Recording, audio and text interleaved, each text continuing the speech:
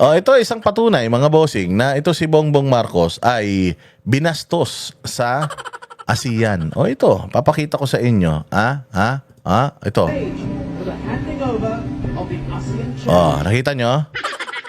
Oh, 'di ba? Tinawag si Bongbong Marcos dahil tayo na ang mag-host ng ASEAN next year. Tuwan-tuwa yung yung mga tatanga-tanga na mga loyalista. Sabi, galing talaga ni Bongbong. Siya ang napili. Gago. Siya napili. Talagang pinipili yan. Ano yan? Tawag dito, ipinapasa-pasa talaga yan. Nagkataon sa atin na yung susunod kasi nga, tumanggi. Tumanggi ang Myanmar ba tumanggi? O Cambodia? Myanmar yata ang tumanggi dahil sa meron silang problema internal. Meron silang may civil war din yata sila. Basta hindi tayo talaga yung yung mag-host supposedly next year. Pero dahil nga doon sa naka-schedule na mag-host, may problema siya. Yung susunod tayo na, kaya sa atin binigay. Hindi yan binigay sa atin dahil tayo magaling. Tingnan mo, ito. Binigay kay Bongbong Marcos yung martilyo. Wala pa daw 10 minutes, nawawala na yung martilyo. Hindi, joke lang. Hindi totoo yun. Binigay daw sa kanya, ikaw na ang magiging leader ng ASEAN next, ikaw ang host ng ASEAN next year, ha? Thank you. Tapos paglingon daw niya, nasa yung martilyo, nawala. Tangina, binulsa mo? Hindi. Hindi ko binulsa. Nawawala, hindi mo pa binibigay sa akin. Pucha yung martilyo, hanggang hindi pa makita. Joke lang yun. Pero pag bigay sa kanya ng martilyo, sinong ipinapakita sa napakalaking screen? Mas malaki pa sa screen. Mas malaki pa sa pagkatao ni Bongbong Marcos, si Pangulong Duterte. Pwede namang picture niya ipakita dyan, ngumingi siyang ganun eh. Pero bakit ang ipinakita dito habang naglalakad siya papunta dyan sa podium at tatanggapin yung martilyo ng katarantaduhan, bakit si Pangulong Duterte? Ibig sabihin, ang ASEAN, si Pangulong Duterte ina-acknowledge. Siya yung nandiyan dyan eh. Di sana yung asawa niyang mukhang paan ng manok. Yung nilagay dyan kung gusto sila. Kaya siya. Yung anak niyang nakaluwa yung mata. Pwede naman yun ang ilagay dyan. Bakit si Pangulong Duterte ilagay dyan? It's a sign na ang mga world leaders still respects PRRD. The ASEAN respects PRRD. Na itong baka ng inanto, itong si PRRD, ipinatapon sa ibang bansa. Kauna-unahang presidente natin na nakilala sa buong mundo sa katapangan. Kasi dalawa lang ang presidente na nakilala sa buong mundo, presidente ng Pilipinas ha. Dalawa lang presidente natin nakilala sa buong mundo na pagkatapos ng gera ha. Dalawa lang. Sino? Si Marcos Sr. Nakilala dahil siya ang pinakamagnanakaw sa buong mundo. Oo. Tapos, pangalawa, si Pangulong Duterte dahil inayos niya yung sinirang Pilipinas nito ni Marcos at saka ni Cory Aquino. Nakilala siya sa buong mundo. Yung mga tao sa buong mundo talaga namang gustong-gusto siyang ampunin. Sobrang nakilala ang lahing Pilipino dahil dito kay Pangulong Duterte. Tapos ipinamigay mo sa ibang bansa. Meron ka namang korte rito, ipinamigay mo sa ibang bansa. Yung yung ICI, ayaw daw niyang madaliin na magsampa ng kaso. Dito kanila Zaldico, tsaka sa pinsan niyang tanga. Pero si Pangulong Duterte na walang due process, dali-dali, walang isang araw, ipinadala nila kagad sa ibang bansa. Wala naman ninakaw na pera ng taong bayan yan. Sila yung magnanakaw. Tapos, ang gusto niyang mangyari ngayon, wag nating madaliin. Wag nating madaliin, padaanin natin sa due process. Putangin na yan.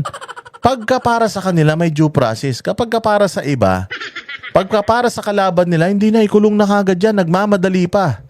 Mas mabilis pa sa 4:00. So ito, isang malaking kasi sinasabi dun binastos ba tayo dyan sa ASEAN? Oo.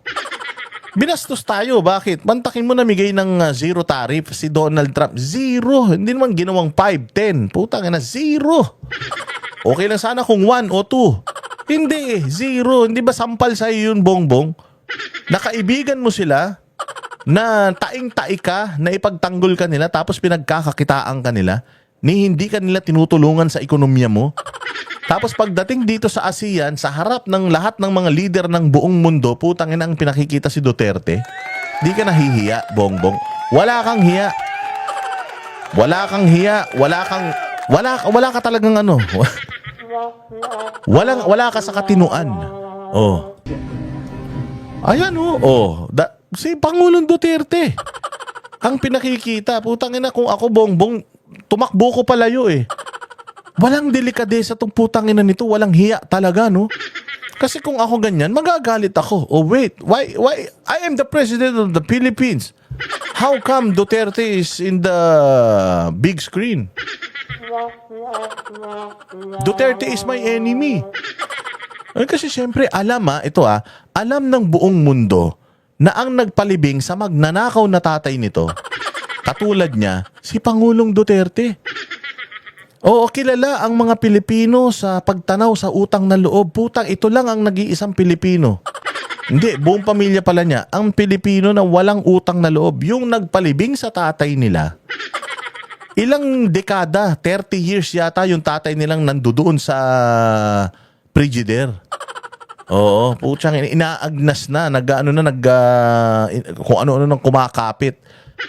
Sa sobrang dumi ng pagkatao ng tatay niya, puta, hindi daw inuod eh. Yung bangkay, dahil ayaw daw nung uod kainin yung katawan nung magnanakaw eh. Baka maging magnanakaw din sila. Pinalibing ni Pangulong Duterte. Alam ng buong world leaders yun na yung kasi history si Marcos Sr. eh. Hindi mailibing si Marcos Sr. dahil ayaw ng mga Pilipino. Kung pwede nga, pati bangkay niya, hindi inuwi sa Pilipinas eh. Noong panahon, ngayon kakampi niya na yung mga dilawan tae. So pinalubing ni Duterte para magkaroon ng matapos na yung away ng pula, ng loyalista at saka ng mga Aquino, liberal.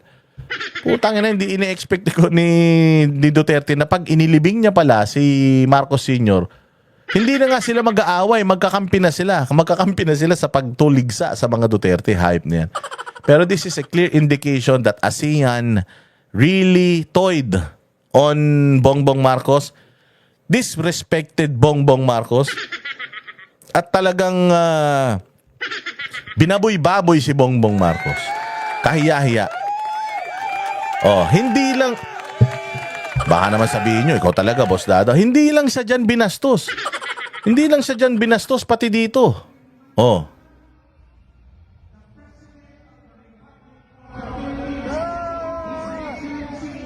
Oh, narinig nyo? Oh, narinig nyo nung ipinakilala siya? Anong sigaw ng tao? Boo. Sa Pilipinas na yan, ha? Pukin ang ina niyan. Dito na sa Pilipinas, hindi ka na nire-respeto. Ini-expect po i-respeto ka sa ibang bansa. Ulitin natin.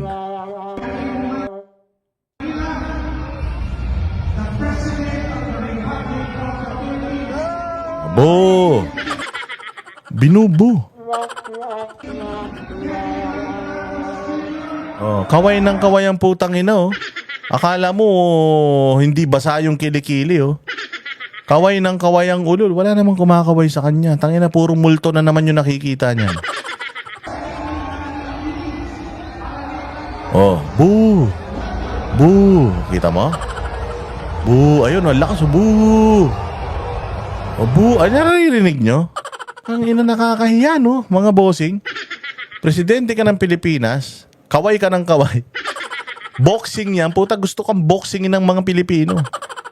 Kinanginan yan. Kung ako, sabi ko nga sa'yo, kung ako, magre-resign na ako kung ganito eh. Kaya lang, hindi magre-resign to. Matigas ang mukha nito. Mas matigas pa sa balat ng kalabaw na 10 taon nang nakabilad sa araw yung pagmumukha nito.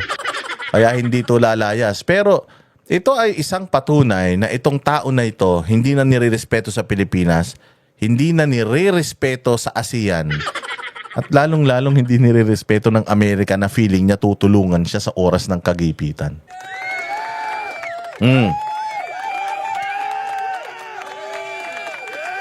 Oh, di ba? Di ba? Oh.